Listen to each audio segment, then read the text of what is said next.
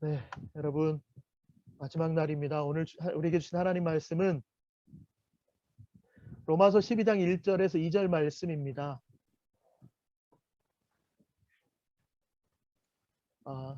12장 1절에서 2절 두 절인데요.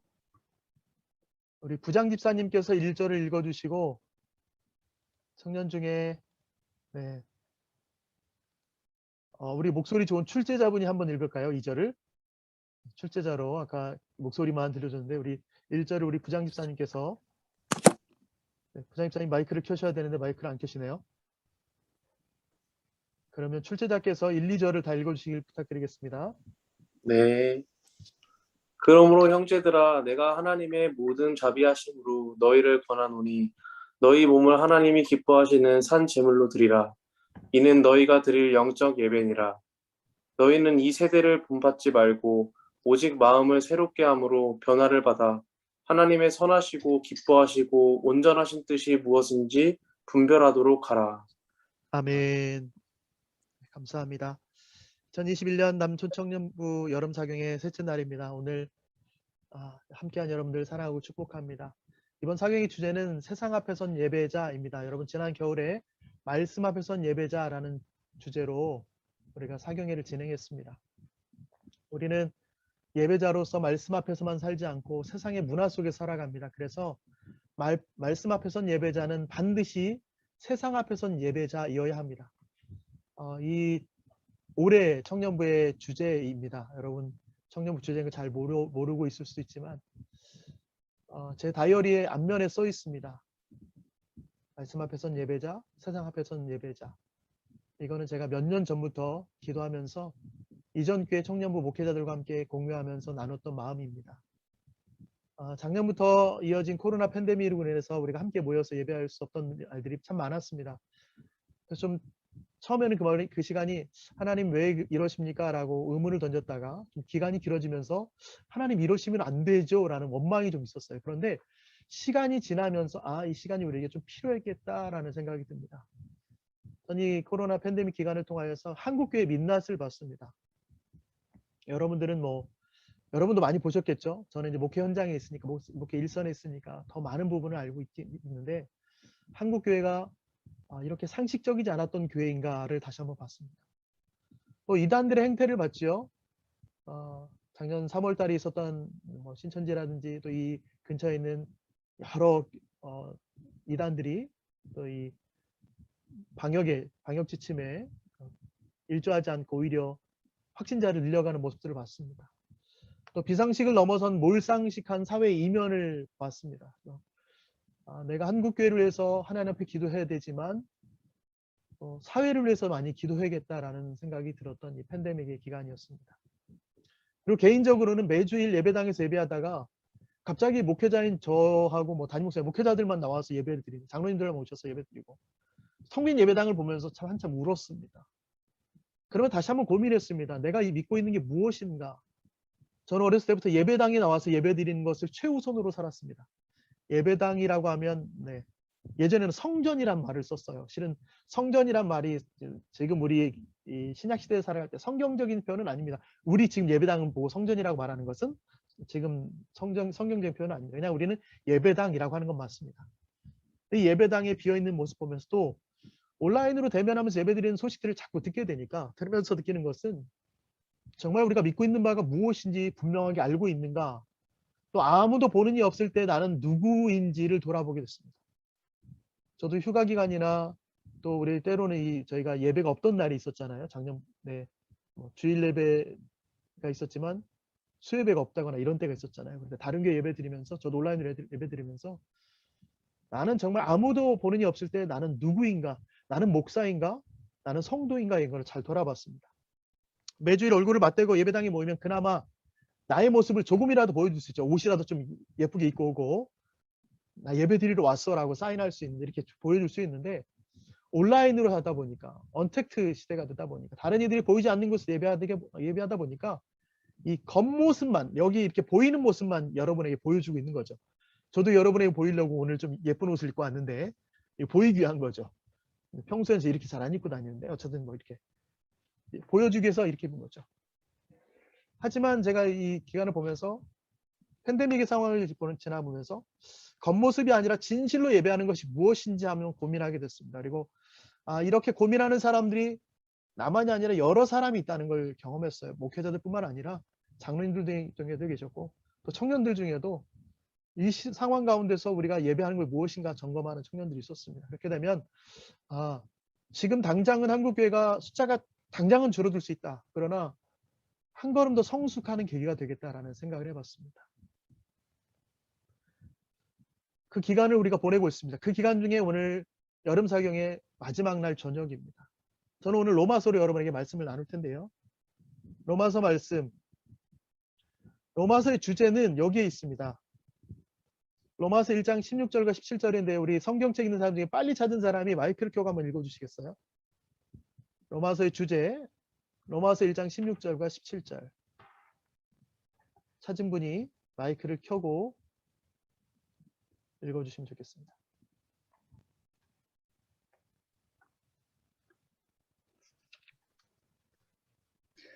내가 복음을 부끄러워하지 아니하노니 이 복음은 모든 믿는 자에게 구원을 주시는 하나님의 능력이 됨이라. 먼저는 유대인에게요 그리고 헬라인에게로다. 복음에는 하나님의 의가 나타나서 믿음으로 믿음에 이르게 하나니 기록된 바 오직 의인은 믿음으로 말미암아 살리라 함과 같으니라. 아멘. 아멘. 감사합니다. 내가 복음을 부끄러워하지 아니하노니. 네, 여러분 보시는 그 왼쪽에 있는 것은 위에는 헬라어고 밑에는 영어로 되어 있는 겁니다. 저는 이제 헬라어 성경만 올리려고 그랬는데 그럼 혹시나 여러분이 저한테 읽어보라고 시킬까봐 영어 있는 것까지 올렸어요. 그러나 영어도 못 읽으니까 시키지 마시고요. 내가 복음을 부끄러워하지 아니한다. 복음이라는 단어를 계속 반복해서 얘기하는데 바울 사도는 로마에 보낸 이 편지를 통해서 어떻게 그리스도인이 될 수 있는가를 로마서에서 가르쳐주고 있습니다. 그리스도인이 어떻게 되는가? 그러면 그리스도는 어떻게 되며 그리스도인은 어떻게 살아야 되는가? 그리스도의 삶이 어떤 어떤가를 가르쳐줍니다. 또 로마서 마지막 쪽으로 가면 인류에 대한 하나님의 계획은 무엇인지도 알려줍니다. 바울 사도가 이 로마서에서 예수 그리스도를 우리의 의라는 단어를 써서 표현합니다. 그리고 온 세상의 재판장이신 하나님의 공의에 법정 앞에 모두를 불러 세워놓고 우리의 죄를 낱낱이 읽는 것을 3장에 가면 써 있습니다.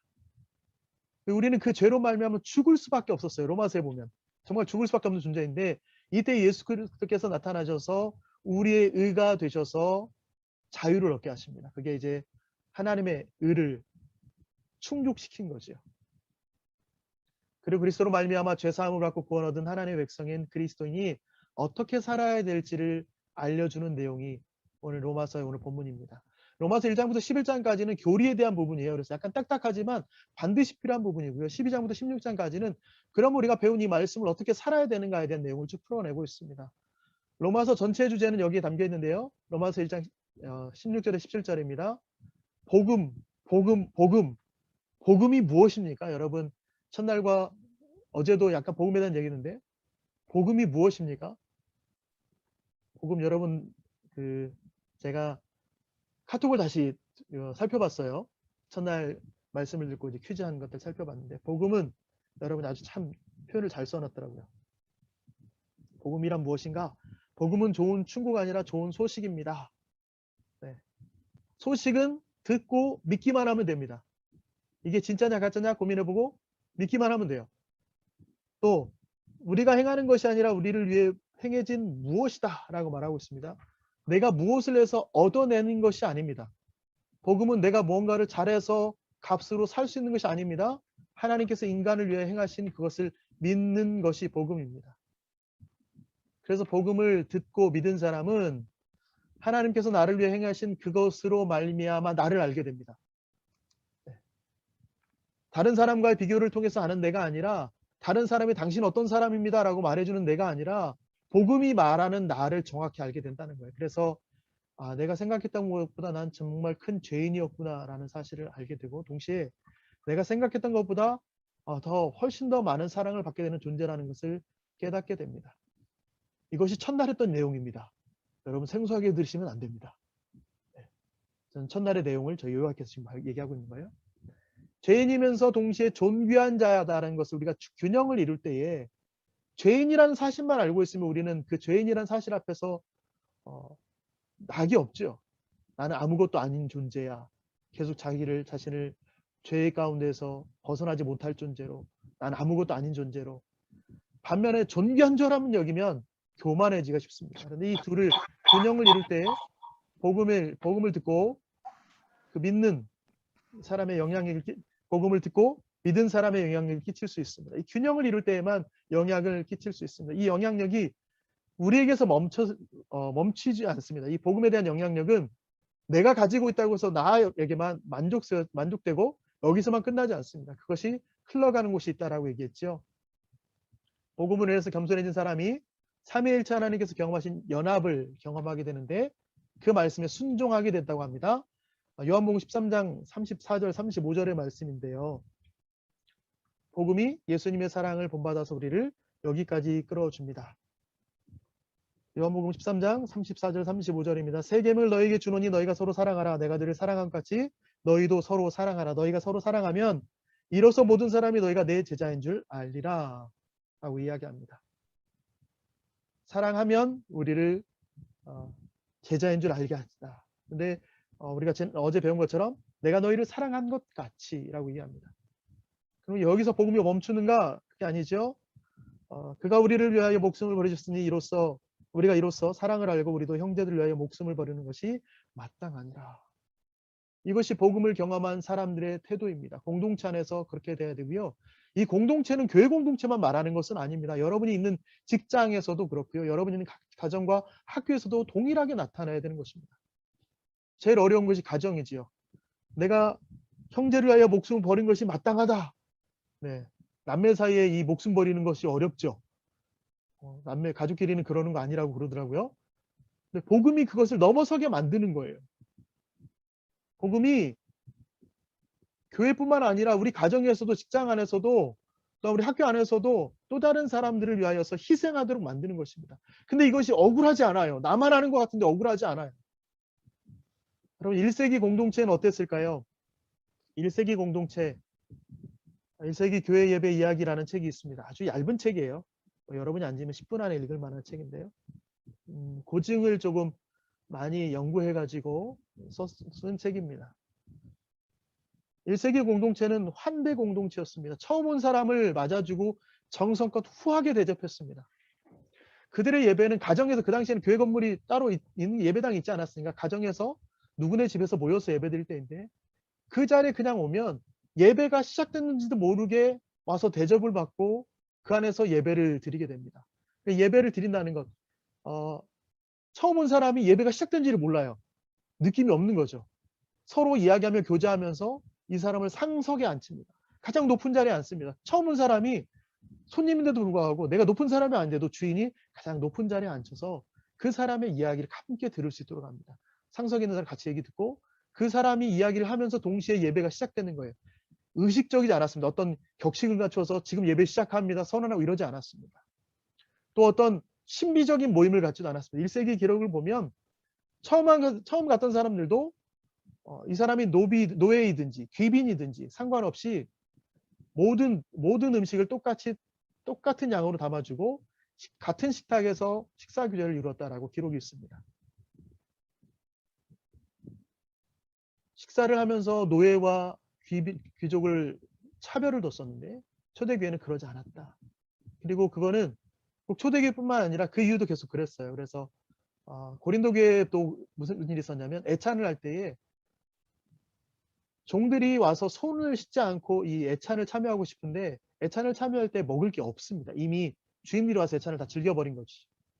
그래서 이제 사도 바울이 훈계하는 내용이 나옵니다. 너희가 다 먹어버림으로 인해서 너희가 애찬을 나누는데 그러면 그 뒤에 온 사람들은 어떻게 하겠느냐라는 얘기를 합니다. 그래서 사도 바울은 그 종들이 와서 식사할 때 손 씻지 않는 것에 대해서 뭐라고 하지 않습니다. 또 초대교회는 무례하지 않고 애찬을 통해서 예수님의 죽으심과 부활하심과 재림과 영원한 나라의 약속을 기억했습니다. 지금 우리 교회는 한 달에 한 번 성찬을 하지만 초대교회는 매주가 우리가 말하는 성찬이 포함된 애찬을 함께 했습니다. 포도주를 마시면서 이들은 예수 그리스도의 피에 대해서, 예수 그리스도 죽으심에 대해서 나눴던 거죠.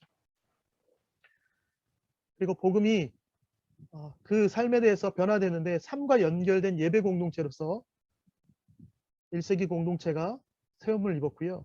아까 얘기한 것처럼 노예와 귀족을 차별하지 않았습니다. 무례하지 않았고 예수님의 사역과 약속을 되새기는 공동체였습니다. 공동체 안에 갔던 사람, 한 번이라도 예배 참석했던 사람들은 이 공동체가 참 이상하다라고 느꼈던 거죠. 이 사람은 이상한 사람들이네.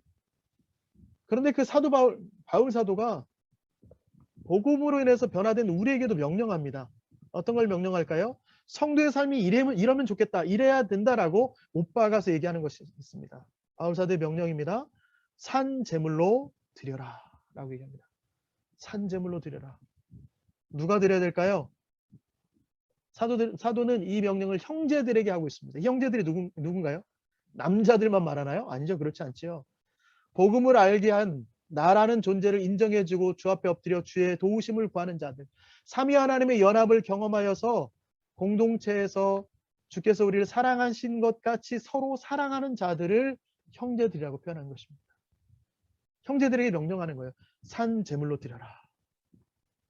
누구에게 드려야 될까요? 하나님께 드리는 거지요. 하나님이 어떤 분이십니까? 라고 말할 때 여러분 하나님 어떤 분이십니까? 라고 말하면 하나님은 창조주십니다. 전지전능하신 분이십니다. 무소부재하신 분입니다. 여러 가지 나오겠죠.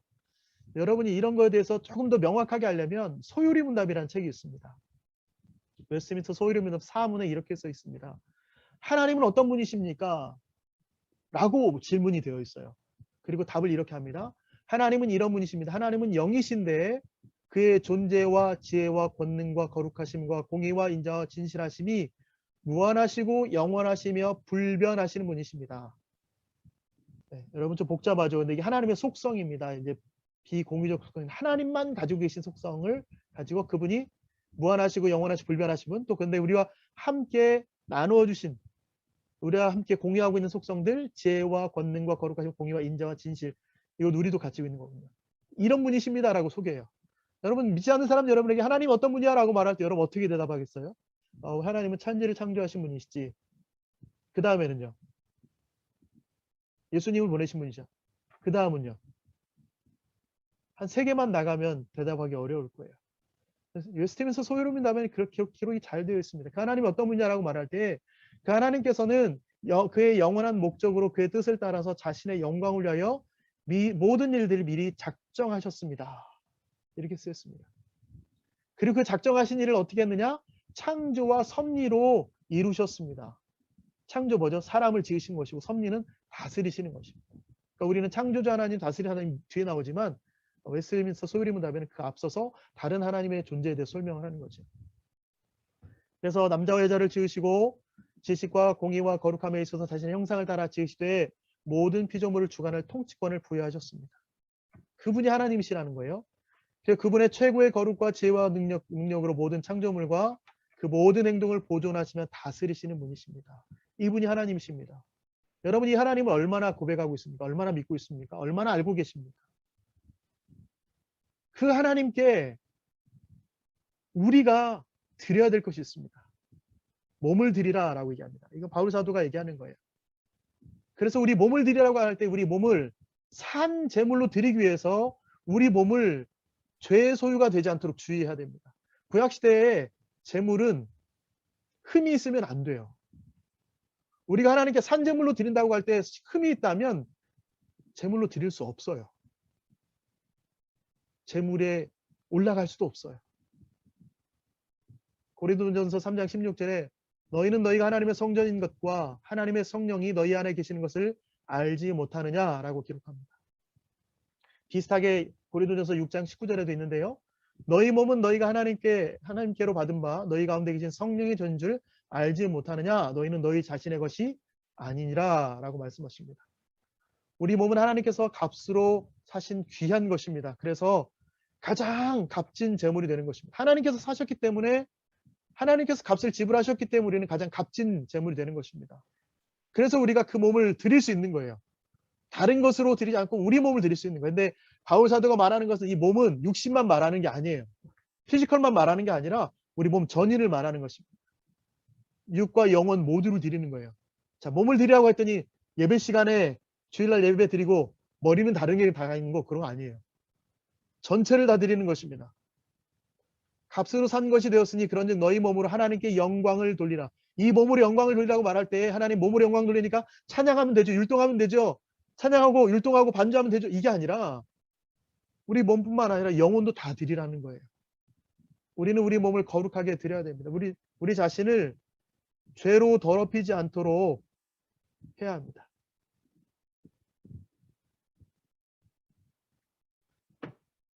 다니엘의 세 친구가 왕의 음식을 거부하지요. 다니엘과 다니엘 세 친구들이 왕의 음식을 거부할 수 있는 이유는 무엇일까요? 그 안에 있는 선한 양심이 죄가 무엇인지 알게 한 것입니다. 그런데 이 네 사람이 바벨론 정책의 유아 정책 전부를 거부한 것은 아닙니다. 여러분, 다니엘과 세 친구는요, 바벨론의 많은 부분을 수용했습니다. 근데 중심은 바꾸지 않았어요. 자신의 정체성은 바꾸지 않았어요. 그래서 우리가 잘 알잖아요. 뜻을 정하여, 이 단어 잘 알잖아요. 뜻을 정하여 왕의 음식과 그가 마시는 포도주로 자기를 더럽히지 아니하리라 라는 신앙의 결단을 하죠. 세상 앞에선 예배자, 우리는 세상에 사는 사람입니다. 그런데 세상에 살되 세상과 선을 긋는 삶을 선택하는 것입니다. 자, 세상과 선을 이렇게 한번 그어보세요. 그러면 누가 불편할까요? 세상이 불편할까요? 아니요, 우리가 불편할 거예요. 우리는 세상과 분리되어 있지 않습니다. 그렇다고 세상과 하나 되는 삶을 사는 것이 아닙니다. 세상에서 살되 세상과 선을 긋는 삶을 살아야 됩니다. 선을 그으면 어떻게 될까요? 다니엘과 세 친구처럼 이건 하나님이 기뻐하지 않으셔라고 한다면 그걸 딱 자를 수 있습니다. 선택의 여지가 있을 때 이건 아니야 라고 말할 수 있습니다. 다른 부분들은 수용하지만 이거는 내 정체성을 바꿔야 돼. 내가 하나님 보시기에 부끄러운 행동을 하는 거야 라고 말하면 단호하게 끊어낼 수 있는 것이 세상에 살지만 선을 긋는 것입니다. 산제물로 드리는 이 모든 것을 바울 사도는 영적 예배라고 합니다. 영적 예배 뭘까요? 매일의 삶을 하나님께 드리는 것입니다. 여러분, 매일 아침에 큐티하면 하나님께 삶을 드리는 걸까요? 큐티하는 것은 그 중에 하나인 것이요. 매일 새벽에 엎드려서 기도하면 하나님께 삶을 드리는 걸까요? 하나님, 내가 오늘 하루를 하나님께 다 드리겠습니다. 하나님 받아주십시오라고 기도하면 하나님께 삶을 바치는 걸까요? 기도를 시작으로, 큐티를 시작으로 매 순간에 우리는 오직 그리스도의 복음에 합당하게 삶을 사는 것입니다. 무슨 일을 하든지 마음을 다해서 주께 하듯 하고 사람에게 하듯 하지 않는 것이 우리가 산제물로 드리는 영적 예배입니다.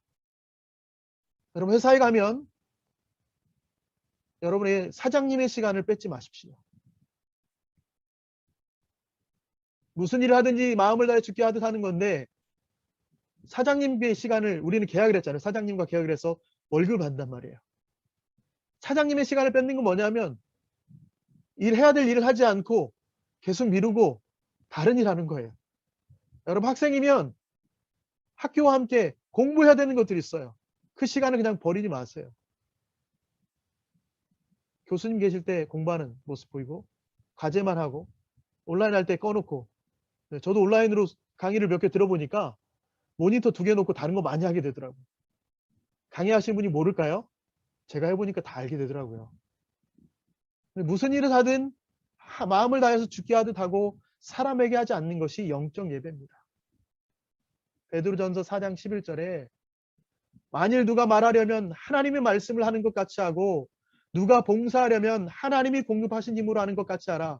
이는 범사에 예수 그리스도로 말미암아 하나님이 영광을 받으시게 하려 함이니 그에게 영광과 권능이 세세에 무궁하도록 있느니라.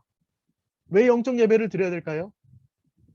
바울 사도가 영적 예배를 드리라고 명령했습니다. 여러분, 왜 영적 예배를 드리셔야 됩니까? 성경에 써 있으니까요. 바울 사도는 그 명령의 근거를 이렇게 말합니다. 하나님의 모든 자비하심 때문이다 라고 얘기합니다.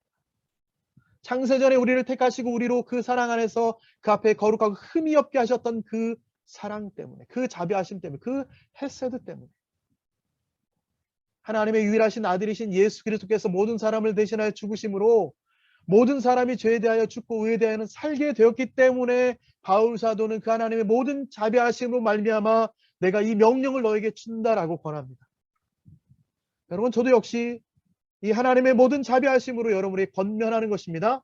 여러분의 삶을, 여러분의 몸을, 여러분의 일생을 거룩한 산 제물로 드리십시오. 사도가 드리는 영적 예배 어떻게 드리면 될까요? 이렇게 드리면 됩니다. 영적 예배 첫 번째, 2세대를 본받지 않는 것입니다. 실은 오늘 본문은 저희 아버지가 살아계실 때에 그 모교회 출신 중에, 아버지가 섬기던 교회죠. 제가 어렸을 때 다녔던 교회 중에 청년 중에 신학을 한 분 있어요. 유일하게 한 분인데 그분이 선교사로 나가게 됐습니다.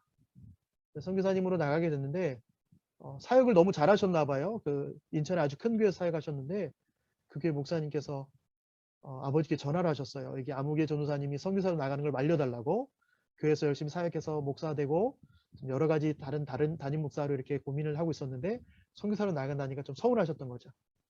근데 어쨌든 기도하고 선교사로 나가겠다고 작정하신 그분의 일을 막을 수가 없었어요. 그래서 선교사로 나가겠다고 했는데 아버지께 전화해서 여쭤본 겁니다. 목사님, 선교사로 나가게 됐습니다. 제가 붙들고 갈 말씀을 하나 주십시오. 그때 이 말씀을 주셨습니다. 이 세대를 본받지 말라. 선교사로 나가면 많은 것들이 보일 겁니다. 더 못 사는 나라 갔으니까, 지금도 인도네시아 계시는데 더 못 사는 나라지만 그곳에서 하다 보면 내 욕심을 챙기게 되고, 그게 다 이 세상에 있는 것들이잖아요. 내가 나중에 은퇴할 거 챙기고 이렇게 된다. 이 말씀을 주셨습니다. 영적 예배 어떻게 드리냐? 이 세대를 본받지 않는 것입니다. 세상의 형태가, 세상의 어떤 것도 스승이 될 수 없습니다. 우리는 마치 그 세상의 어떤 것이 나의 스승이 될 것처럼, 은사가 될 것처럼 내가 그걸 쫓아가고 배우려고 하지요. 하나님의 은혜는 우리를 양육하시되 경건하지 않는 것과 이 세상 정욕을 다 버리고 신중함과 의로움과 경건함으로 이 세상을 살게 하십니다. 요한은 우리에게 말합니다. 요한일서 2장 15절 16절인데요. 이 세상이나 세상에 있는 것들을 사랑하지 말라. 누구든지 세상을 사랑하면 아버지의 사랑이 그 안에 있지 아니하니 이는 세상에 있는 모든 것이 육신의 정욕과 안목의 정욕과 이생의 자랑이니 다 아버지께로 온 것이 아니요 세상으로부터 온 것이라. 여러분, 이 세상도 지나갑니다. 정욕도 지나갑니다. 그러나 오직 하나님의 뜻을 행하는 자는 영원히 거하게 됩니다. 이게 무슨 사진인지 아세요? 이거 알면, 네. 이거 알면, 우리 부장님사님 아실까요? 부장님사님 혹시 아시나요? 아시면 마이크를 켜고 얘기해 주세요. 전원일기 아닌가요? 네, 맞습니다. 전원일기입니다. 이걸 모르는 청년들이 있는 게 당연하겠죠? 그러면 부장님사님께도 문제를 내겠습니다. 부장님사님, 이 사진은 보고 무엇인지 아시나요? 마이크를 켜고 답변을 해주세요. 모르겠는데요. 네. 그러면 우리 출제자로 나와 있는 승훈 형제는 알까요? 승훈 형제가, 네. 그 브레이브 걸스로 알고 있습니다. 네. 정답입니다. 네. 여러분, 제가 전원일기하고 브레이브걸스 사진을 가져왔는데요. 저는 브레이브걸스를 잘 모릅니다. 오늘 이 설교 예화 때문에 가져왔어요.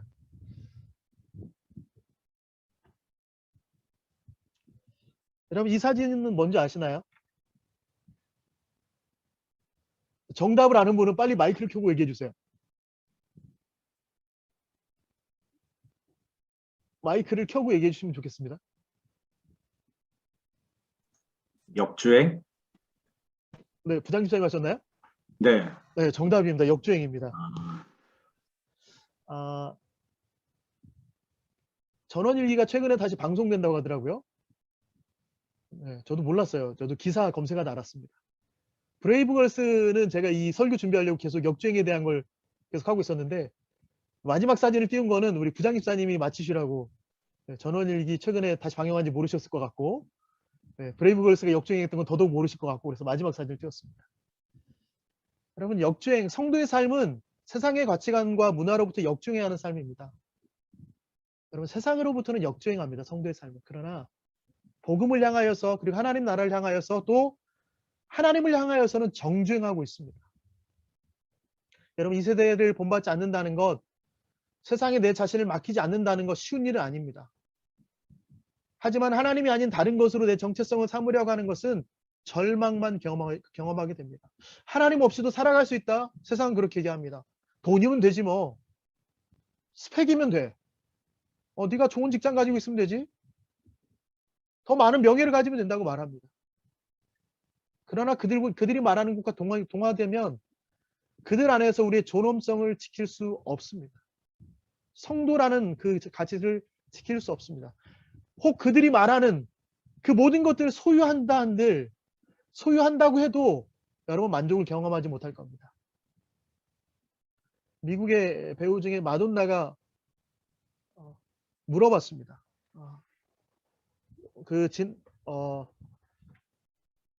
고상서 목사님께서 추천하신 티모시 켈러로 되어 있는 책 있잖아요. 이 책. 네. 복음 안에서 발견한 참된 자유에 보니까 그 마돈나 이야기가 나오더라고요. 마돈나에게 물어봤어요. 인생이 어땠습니까? 라고 말하는데 그 마돈나가 명예도 가졌죠. 돈도 가졌죠. 한참의 인기를 다 누렸던 그 여인이 허무함을 얘기합니다. 채우지 못하는, 더 이상 채울 수 없다는 걸 알게 됐다라고 얘기해요. 내가 계속 뭔가를 채워도 채울 수 없다라는 것을 알았다라고 얘기합니다. 만족이 없는 거죠. 여러분이 그들이 말하는 것들 다 가지고 있어도 만족하지 못할 겁니다. 그들과 같아지려고 비교하고 자랑하는 것으로 여러분의 시간을 낭비하지 마십시오. 성도는 이 세대가 아니라 오는 세대에 하나님의 나라를 기약하면서 그 땅을 소망하고 그 나라의 왕이신 하나님과의 관계를 더 중요하게 여기는 사람입니다. 지금 내가 당장 여기서 어떤 부자가 되어서 집 한 채를 좋은 차를이 아니라 하나님이 오시면 이 모든 것이 나에게 어떤 유익인가를 고민하셔야 돼요. 여러분이 가지고 있는 모든 것을 통하여서 하나님의 영광이 드러나지 못한다면 하나님은 그것을 여러분에게 잘 줬다라고, 내가 너에게 맡긴 것을 내가 잘 가지고 간직했다라고 말하지 않으실 겁니다. 오히려 그것을 쓰지 못한 것에 대해서 하나님은 나무라실 겁니다. 사도가 말하는 우리가 드릴 영적 예배 두 번째는 변화하는 것입니다. 로마서 8장 9절에 만일 너희 속에 하나님의 영이 거하시면 너희가 육신에 있지 아니하고 영에 있나니 누구든지 그리스도의 영이 없으면 그리스도의 사람이 아니니라. 복음으로 말미암은 변화를 여러분 두려워하지 마십시오. 복음이 들어오면 내가 바뀌는 모습을 보게 될 텐데 나 그런 사람 아니었는데 왜 그러지? 여러분 실은 우리는 원래 더 좋은 사람이었어요. 아담의 원래 모습은 하나님과 사귐이 있고 죄가 있기 전이었으므로 사망도 없고 애통하는 것이나 곡하는 것이나 아픈 것이 있지 않았습니다. 우리의 본래 모습은 하나님의 형상과 닮아 있는 거예요. 그런데 죄가 들어옴으로 말미암아 그 하나님의 형상 원의라고 하죠. 원의가 손상된 것입니다. 훼손되었어요. 다시 우리는 그 모습으로 돌아가야 돼요. 하나님께서 창조하신 그대로 다시 돌아가야 돼요. 변화되어야 돼요. 지금의 모습이 아니라, 우리의 옛날 모습이 아니라, 지금 현재 모습이 아니라 이제 하나님께 주신 그 모습대로 돌아가야 됩니다. 우리의 노력으로 돌아갈 수 없어요. 예수 그리스도께서 우리를 위해 죽으시고 다시 살아나시고 승천하시고 그 후에 보내신 성령, 그 성령으로 말미암아 우리가 새 사람으로 변화될 수 있습니다. 복음을 들은 사람은 반드시 이 성령으로 말미암아 변화를 경험하게 됩니다. 변화를 경험하면서도 불구하고 자꾸 넘어지지요. 넘어지는 건 우리의 옛 사람이 자꾸 나타나서 그래요. 그것도 여러분 내가 그런 존재인구나 알고 다시 복음을 의지하면 됩니다. 이 세대를 본받지 말고 변화를 받아야 되는 궁극적인 이유가 뭘까요? 뭐 때문에 그러냐면 분별하기 위함입니다. 여러분 무엇을 분별해야 될까요? 하나님의 선하시고 기뻐하시고 온전하신 뜻이 무엇인지를 분별하는 거예요. 내가 하고 있는 이 일이, 내가 삶을 살고 있는데 이 복음과 함께 일상을 살아가는 이것이 하나님이 기뻐하시는 것인가, 하나님의 선하신 뜻이 드러나는 것인가, 하나님의 온전한 뜻을 나타내는 것인가를 분별하는 것입니다. 분별하다는 단어는 증명하다는 뜻도 있어요. 그래서 우리는 이 세대를 본받지 않는 사람으로, 변화된 사람으로 하나님의 선하시고 기뻐하시고 온전한 뜻이 무엇인지 증명해내는 사람입니다. 다른 사람들에게 보여주는 거예요. 나 분별했어. 나 그거 아닌 거 알아. 이 정도가 아니라 이게 아니다라고 다른 사람들에게 보여주는 거예요. 여러분을 보면, 여러분의 눈을 보면, 이 사람을 보면 진실로 진짜만 말해. 참을 말해. 이 사람은 복음에 합당한 삶으로만 살아. 이 사람을 따라가면 예수 그리스도를 반드시 만나. 이런 것이 증명해내는 삶입니다. 여러분은 어디서부터 증명하시겠습니까? 여러분 무엇으로 증명하실 거예요? 우리는 오직 그리스도 안에서, 오직 그리스도 사랑 안에서 참된 것을 하여서 범사에 그에게까지, 그리스도에게까지 자라가야 됩니다. 그래서 우리 성숙함을 삶으로 증명해내야 됩니다. 그리스도가 우리 인생의 중심 되시고 주인이 되실 때 매 순간 모든 행위가 하나님께 드려지는 참된 예배가 됩니다. 그리스도가 우리의 중심이 되실 때, 주인이 되실 때 우리의 삶 모든 행위는 하나님께 드리는 참된 예배가 됩니다. 성령을 쫓아 행하고 육신의 일을 버리고 육신의 일을 따르는 자는 육신의 일을, 영을 따르는 자는 영의 일을 생각하게 되는데 성경은 육신의 생각이 사망이다라고 말합니다. 영의 생각은 생명과 평안이라고 말합니다. 복음이 삶에서 실천될 때, 삶이 복음에서 시작될 때 복음과 삶이 하나 됩니다. 여러분이 복음을 들었습니까? 복음을 알고 있습니까? 삶에서 드러내시고 증명하셔야 됩니다. 삶에서 복음이 시작될 때 복음과 삶이 하나 됩니다. 마지막으로 이걸 한번 좀 나눠보려고 그래요. 여러분 지금 어디에 계십니까? 최근에 제가 장창규 선교사님이라는 분을 통해서 우리 2019년도 부활절 기념집회 때 오셨던 선교사님 통해서 알게 된 차트입니다. 가운데에 있는 것은 어떤 일에 몰입하는 겁니다. 아래쪽은 능력과 선호에 대한 것, 그리고 왼쪽에 세로로 되어 있는 것은 업무의 요구라든지 이런 것들에 대한 내용인데요.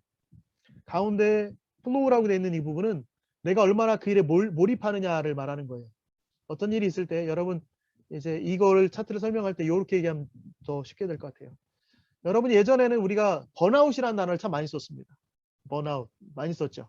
너무 힘듭니다. 번아웃 됐습니다라고 말했습니다. 밤낮 없이 휴식도 없고 계속 쏟아져 나오는 업무 때문에 이게 마음도 지치고 몸도 지치고 이제 마음이 지치고 몸이 지치면 작동이 안 돼요. 그런 상태 내가 딱 경험하고 나면 아니면 누가 남들이 그걸 발견하고 나면 번아웃 됐다라고 하죠. 당신 좀 쉬어야 돼라고 말합니다. 번아웃은요 쉬면 돼요. 근데 삶의 현장이 이제 번아웃이 주된 관심사가 아니래요. 번아웃은 그냥 쉬면 되니까 몇 개월 쉬면 되고 며칠 쉬면 되는데 보호아웃이 더 중요하다고 얘기하는 거예요. 보호아웃은 어느 일에 몰입하고 있습니다. 그게 안정을 주면 시큐리티에 안정을 주면 그게 지루해진대요. 그럼 더 이상 다른 일에 도전을 받지 않는데 도전할 용기도 없고 도전하지 않는데요. 그러면 어떻게 되면 실증이 나는 거죠. 그리고 마지막 단계로 뭐가 되냐면 이게 보호아웃인데 보호아웃은 정신적으로 무력하고 우울하고 실망감을 갖는다는 거예요. 일을 하다가도 의미 없고 목적 없는 환경에서 반복적으로 주어지는 업무를 보면 어느 순간에 보면 내 몸이 작동이 안 되고 마음도 제대로 가지도 않고 그것을 나도 알고 남들이 알 때 똑같은 지금 거의 비슷한 증상 같은데 어떤 쪽은 번아웃이고 물론 이제 증상은 똑같지는 않습니다. 그냥 계속 힘든 것이만 보이는 거예요. 힘든 것만. 한쪽은 번아웃이어서 휴식을 요구하지만 한쪽은 보아웃이어서 의미를 요구하는 것입니다. 다시 일을 하기 위해서 의미를 가다듬는 거예요. 나에게 동기부여가 필요한 거예요. 아 힘들다. 더 이상 하기 싫다가 아니라 번아웃 같은 경우는 내가 불안하면서 더 많이 도전하는 거죠. 오버 챌린지 하는 거예요. 근데 그 챌린지 할 때마다 실패해서 오는 두려움 때문에 소진되는 거예요. 이때는 그냥 쉬면 되는데 보아웃은 쉼으로 되는 것이 아닙니다. 다시 의미부터 당신이 하고 있는 일의 이 의미를 찾으십시오. 당신이 지금 갖고 있는 것의 의미를 찾으십시오. 이게 다시 시작되는 거지.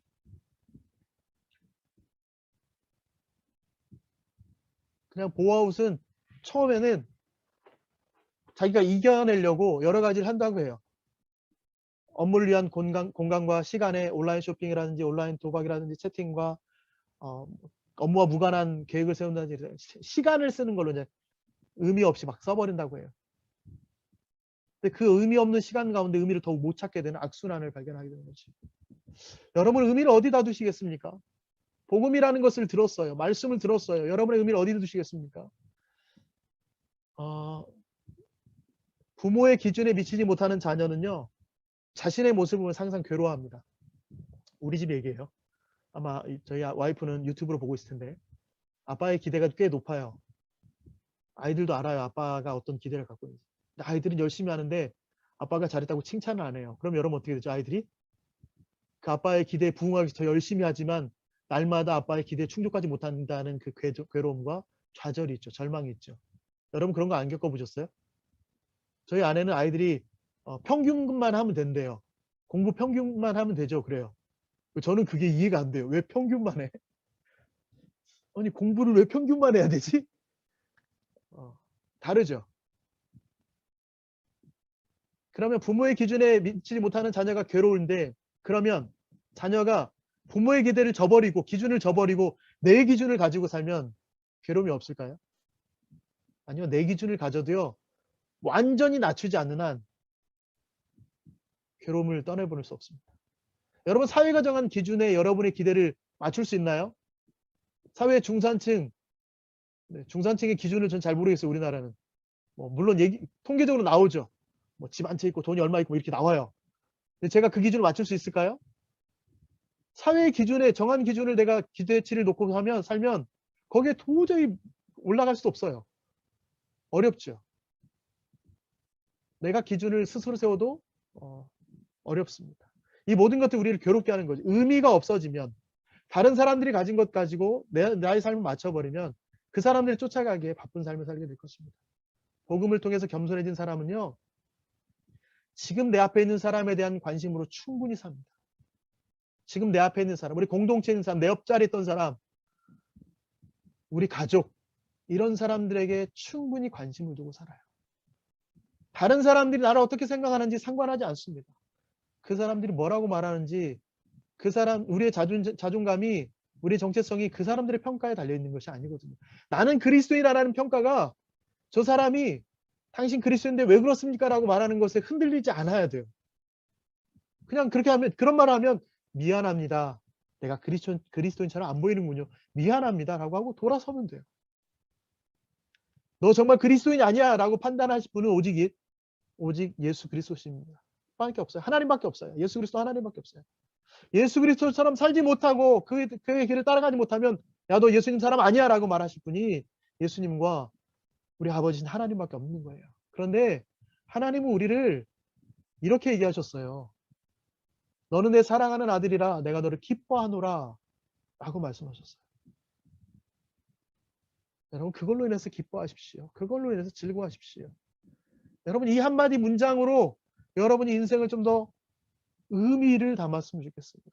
시편 23편 1절입니다. 여호와는 나의 목자시니 내가 부족함이 없으리로다.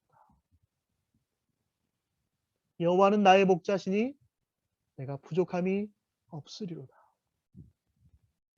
우리의 의미는 이 말씀에 있습니다. 복음에 있습니다. 그 안에 담겨진 그리스도의 희생과 사랑, 언제나 신실하셔서 약속을 지키신 하나님의 공의와 헌신에 우리의 마음을 담아 보십시오.